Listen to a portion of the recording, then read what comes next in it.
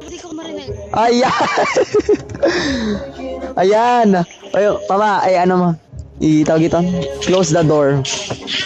Ayan, hello. Yan. Ito si PH Greeks, may problema. So what is your problem? Ito muna. Tapos na yan. Ano yan? Rejoin po ako. Sige, rejoin. Sige, rejoin. Okay, go next. Ikaw na. Okay. Ako na agad? Oo, ikaw na nga. Bilisan mo. Ikaw muna, nahihiya ako. Ano ako? Ako nga yung professional therapist eh. Therapist ako, hoy. Bilisan mo, upo ka. Ay, higa. Anong problema mo? Ano? Mahal mo pa rin. Kahit wala ka ng karapatan. Sabi ka naman. Joke lang. O sige, continue. Ano lang, boss? Mm. Yan na nga, boss. Yun na nga, wala kang karapatan pero patuloy mo pa rin minamahal. Oo, boss. Sige. I-close mo muna yung... Sarap bukas ng bintana. Kabaho ng kwarto. Wait lang ha. Give me 1 minute. Okay, so mama, nasan yung notebook ko pala? Pang-advice. Saan yung pang-advice lang ha? Wait lang. Sino to? Okay. So sabi mo, wala kang karapatan pero patuloy mo pa rin minamahal. Sa tingin mo, may gusto na siyang iba or mahal ka niya? Diba mahal mo yung isang tao, so dapat alam mong mahal ka niya. Pero ang tanong ba, mahal ka ba niya? Tanong ba, mahal ka ba niya? Sige nga. Siguro. Siguro mahal ka niya. May karapatan ka bang mahalin siya? Oo. Okay, so I'm going to ask you 9 question. Okay, wait lang. Give me 1 minute. So, i-ready ko lang. Wait lang ha. Wait lang. Eskwela? Matibay pa rin. Saan na yon? Okay, so I'm going to ask you. Wait lang. Wait lang kasi ako muna pagsalatain mo. Ako muna yung mag-speak. Wait lang. Ano ba yun? Napakahirap naman to sarado. Ayan. So, sabi mo, may karapatan ka. O sige, kung may karapatan ka, I'm going to ask you 8 question and 8 answer. Ang isasagot mo lang, yes or no. Okay? Uulitin ko. May itatanong ako sa'yo, it's only 9 question. And, ang isasagot mo, yes or no. Okay? Okay, so I'm going to ask you a question. Nasaan na ba yung ballpen ko? Tama ba? Parang wala Naku. O sige. Wait lang ha. Wait lang. O sige, continue na pala. Okay, may karapatan ka ba sa kanya? Ang title neto, may karapatan ka ba sa kanya? Ako po ang gumawa neto. This question, ako po gumawa neto. Okay, so eto na. Number 1 question. May karapatan ka ba sa kanya? Siguro, sabi mo, yes. Okay, so wait lang ulit. Siyempre may karapan ako. Minahal ko yun.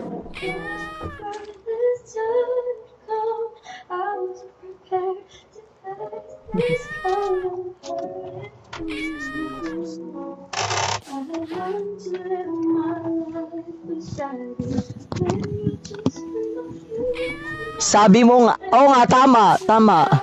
Ang sabi ko lang, yes or no, or maybe other answer. O sige, sabi mo may karapatan ka. O sige. So siguro bagay sa'yo tong question na to. Okay, number 1 question. May karapatan ka bang mahalin siya? Yes or no? No, siguro. No.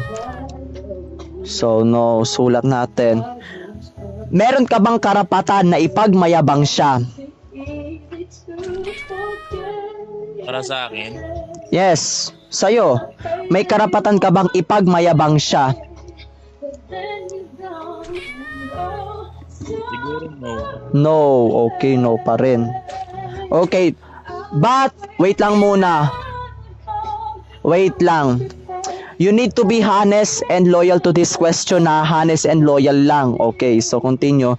Meron ka bang karapatan na ipagtanggol mo siya sa mga magulang mo?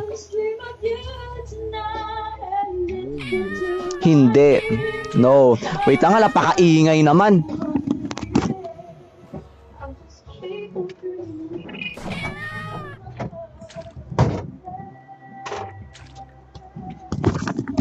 Okay, next question. Meron ka bang karapatan na magselos ka? Siyempre, meron. Meron kang karapatan na magselos ka. O sige. Yes, ang sagot. Okay. Oo nga. Wait lang. Ano niya lang yan, own opinion niya lang, own answer niya. Kaya wag mong i-deny. Do not resist. Hindi naman kita tinatanong eh. So, wag ka mangialam sa answer niya. Kung ano yung answer niya, yun ang answer niya, okay? Ikaw nobody, nangingilam ka sa ibang tao. Kung ano yung answer ng tao, yun ang sagot, wag mong ibahin. Kahit sabihin mong mali yan, kahit alam mong mali yan, like I said, we have own right. Meron tayong karapatan para sabihin yung sagot natin.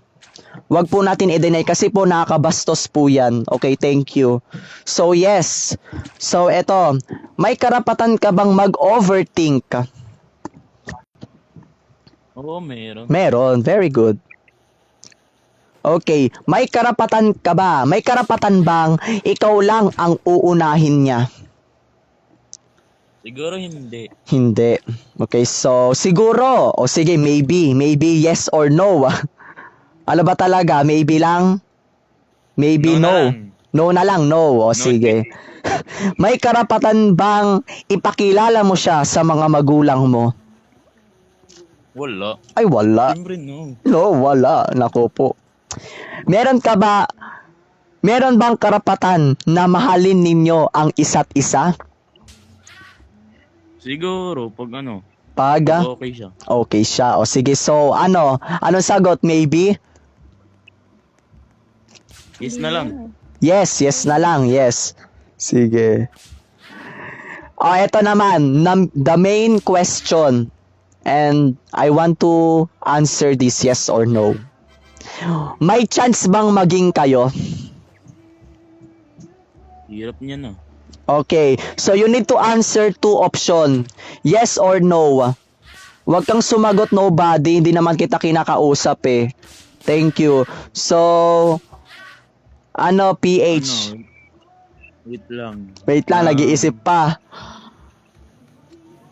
Ano nga ulit yun? May chance ba na maging kayo? Siguro sa sitwasyon na to, siguro ano. In the situation, in the situation of your wala. No. So eto, next question. Tanggap ka ba ng pamilya niya? Hindi ko alam. Di ko alam. So, ano ang sasagot natin dito? Maybe? Or IDK? Hindi na lang. IDK? Wala to take. Di mo alam eh. O sige, IDK na lang. IDK. Okay. So, na-observe ko lang dun sa answer mo na actually 2, 4, 6. 6 lang ang no mo and meron other answer yung IDK. Yung IDK na yon, meron kilala ka ba or tanggap ka ba ng magulang mo? Ang sagot mo doon, I don't know or hindi mo alam. So yung tatlo mong yes is doon sa mag-overthink ka or magselos. Tapos wait lang, tama ba? So wait lang. 1, 2, 3. Ay wait lang ha. 1, 2, 3, 4. Oh, tama, magselos, mag-overthink ka. Tapos yung isa doon na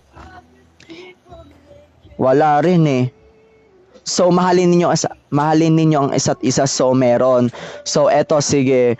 So actually it depends on the parents po yan. Depende po yan sa magulang kung tatanggapin ka ba or hindi. So eto lang ang masasabi ko.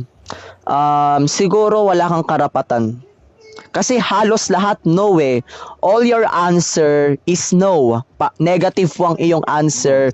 But except po dun sa magselos, mag-overthink, and mahalin ninyo ang isa't isa. Yun lang yung yes. Pero dun sa mahalin siya, ipagmayabang, ipagtanggol, maging kayo, ipakilala mo sa magulang mo is no. So tatlo lang ang iyong yes. So I think I would say na lang na you need to stop na lang. Pero by the way pala, alam ba ng minamahal mo na mahal mo siya? Hindi. Hindi. So no talaga. Wala. Walang karapatan. Wala talaga. Kailangan. Wala na. Kasi halos lahat, wala eh. Kahit karapatan mismo, wala eh. Eh, ang tanong ba, mahal ka ba niya? Siguro. Siguro. Yes. So, yes.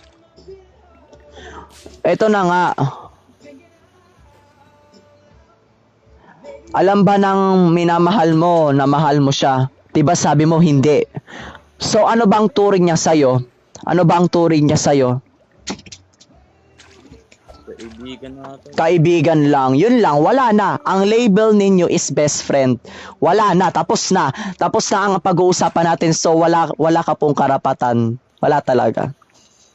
Kasi dapat, wala na talaga. Wala kang chance sa kanya. Wala kang chance. Pero try to confess. Mag-confess ka kaya. Baka mag-iba yung mga sagot mo. Mag-confess ka. Hindi, no. I'm going to teach you. Have courage. Lakas loob lang yan. Magpakita ka sa kanya ng honest, loyalty, and green flag. Kapag magko-confess ka sa isang tao, dapat magpakita ka ng gilas sa kanya. Yun lang. Nahihiya nga ako. Hindi, wag kang mahiya. O sige. What if nag-confess ka? Eh, baka maging kayo na. O, diba? Gusto mo ba yun?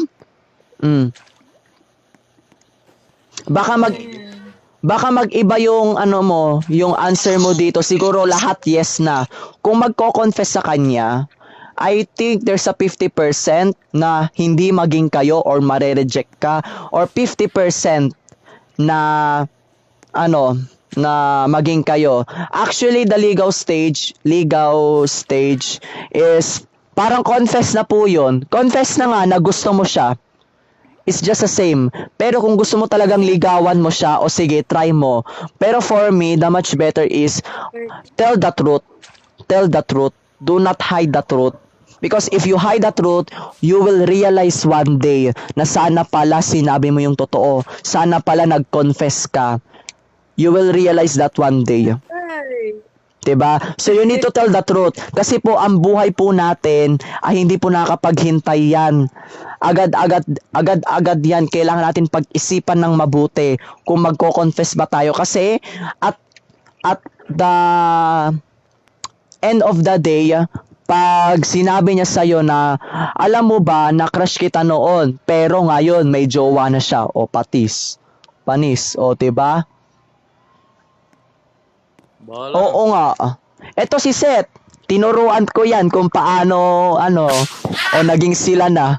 Nung December 16, tinuruan ko yan, si Seth. Diba Seth, tinuruan ko kayo ni Reyna? Ay, nag-drop name. Sorry. Tinuruan ko yan. Kaya ikaw, eto lang masasabi ko sa'yo, Greeks. Maglakas loob ka. Huwag mong hayaan yung feelings mo itago mo. No, do not hide it. Huwag mong itago. Dapat ilabas mo yan. Kaya nga katotohanan, diba? Tell the truth. Diba? Kahit... Hindi nag-e-echo. So, try mo mag-confess. Try mo lang. Try to confess and... yun, baka maging kayo. Kasi ako actually, nag-confess ako sa crush ko and then naging kami na. 1 month na po kami, legal relationship na po kami. Ba't ang dali? Ano? Ba't ang dali? Kasi nga, nagpakita ako sa kanya ng green flag. Kaya nahulog sa akin kasi nagpapakita ko ng gilas sa crush ko. Pinapakita ko sa kanya ang values ko. Pinapakita ko sa kanya ang tamang dignidad. Siyempre nahulog. Kasi marespeto ako, magalang. O yan, naging kami na. Kung gagawin mo yan, if you have compassion, courage, wisdom, mostly Ano? honest and loyalty. Yan, magiging kayo talaga yan. Kung magpapakita ka sa kanya ng green flag, okay? Siguro. Magpakita ka sa kanya ng green flag. Okay? Kasi lahat ng mga question mo ay lahat ng mga answer mo puro no. O wala talaga, hindi talaga pwede. Ayan no. Tapos yung ano mo lang, yung mga yes mo lang depende. Or maybe hindi mo pa alam. Ayan no, grabe negative to lahat. Eto lang. Sabi ko doon kanina, maging kayo no. So all of your answer must be no. Kasi imposible talaga maging kayo. Kapag walang label, walang karapatan. Pag walang karapatan, ano? Wala talaga. Okay po. Wala. Okay. So Greeks, try mo mag-confess. Baka magbago yung question. Ay, baka magbago yung answer mo. Ayoko, nahiya nga ako. Ba't ka nahihiya? Ayaw mo yun? Take the risk, man. Take the risk. Grabe yung mic. Ang sakit. Ano yun? Ay, sorry po. Take Ayun. the risk. Bakit ngayon? Take the risk nga. Tama, correct si Ali. Take the risk. 'Di ba? Baka sabihin ng You only live once. Oy, wait lang kasi ano ba yan napakasakit naman. Oy, Greeks, baka sabihin ng crush mo, pupurihin ka pa niyan kasi kay malakas ang loob mo, hindi ka mahiyain, hindi ka mahina ang loob mo, malakas ang loob mo. Baka sabihin sa ng crush mo May na in love lalo yan sa'yo. oo, may in love yan syempre. Sasabihin ng minamahal mo, grabe ang lakas ng loob ni Greeks. Grabe ang lakas ng loob, nag-confess sa akin, o 'di ba? O, mag-confess ka. Ano? Ha? Mahiyain kami pareho. Gaslighter ka, Doc. Ha? Mahiyain kami pareho. Gaslighter ka. Ano 'yun? Ano daw? Gusto ko yung gusto ko yung mahiyain kami pareho. Diyos ko po, kung hindi nyo Hindi kayo unlad kung pareho kayong mahiyain. Oo nga, Bahala na. Gusto ko Hindi lang kayo nakalibing unlad. kami lahat. hindi nyo malalaman ang totoo. Hindi nyo malalaman ang feelings ninyo kung mahal ka ba niya or mahal mo ba siya, 'di ba? If you tell the truth, you will know the truth. Paano naman, di ba? At least nalaman niya na may pagtingin ka sa kanya, di ba? Oo nga, at least nalaman niya, at least Deserve proud naman siya niya, sa'yo. Deserving naman siya. Deserve niyang malaman Go ang yan, totoo. Tess. We support you. Parte Oo nga, naman ng Greeks. life ang reject ko. Go Greeks. Go. Nahiya ako. O sige. Go, Greeks! Wait lang. Wag nga kayong mangialam sa kanya. Wag kayong mangialam sa kanya. O sige, Greeks. Grabe yung mga mic ninyo, ang Okay, sige, Greeks. Kung anong gusto mo, gawin mo. Pero for me, the best is mag-confess ka. Pero, kung ayaw mo mag-confess, if you don't want to really confess talaga sa minamahal mo, o sige, I respect you, I support your decision because I don't have a right para sabihin ko sa'yo na gawin mo yon. Okay? May sarili kang buhay. Eko, puta. Grabe. Oo nga, nag-echo. Grabe, ang sakit. O sige, Greeks. Ganito na lang ha. Take the ano ba pre? Take the risk. Take the risk or lose the chance. Lose the chance. Oo nga. Pero Greeks, pag nag-confess ka sa kanya, oy Greeks, pag nag-confess ka, wag mong sabihin or wag ka mag-assume na magiging kayo. There is a 50% na magiging kayo. There's a 50% na pwede kang ma-reject. Okay? Hindi Ano? hindi naman Okay. okay. What if di pumayag ko, di ba? Yun na nga, at least deserve niyang malaman yun. Deserve niyang malaman ang totoo. Kasi totoo yun eh. That's the reality. Yun ang Kakasakit ng damdamin. yun ang totoo. Mag-confess ka sa kanya, okay? Ayos ah. Bakit? O sige, Kaya ako Sige, ganito na lang ha. I'm going to add friend you and I'm going to tell you advice, okay? O sige, wait lang. PH Greeks. Wait lang, nasaan ka? Grabe ah. Bibi pa talaga. So, ano ba yan? Sorry, na busy na naman talaga. Sige.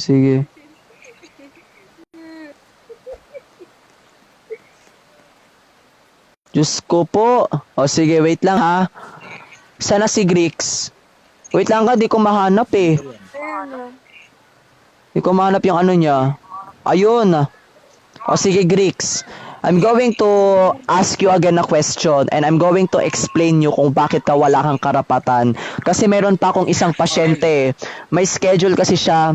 Actually, yung pasyente ko na sexual harassment daw. So, kailangan ko ng ano sa kanya. Bibigyan ko muna ng... Pero Greeks, wait lang Greeks. Pero Greeks, wag mong i-force yung sarili mo kung ayaw mo. Wag mong i-force yung sarili mo kung hindi mo kaya, okay? Okay? You have a right. Bakit ba? Kala ko tinatawag. You have a right to gawin ang lahat.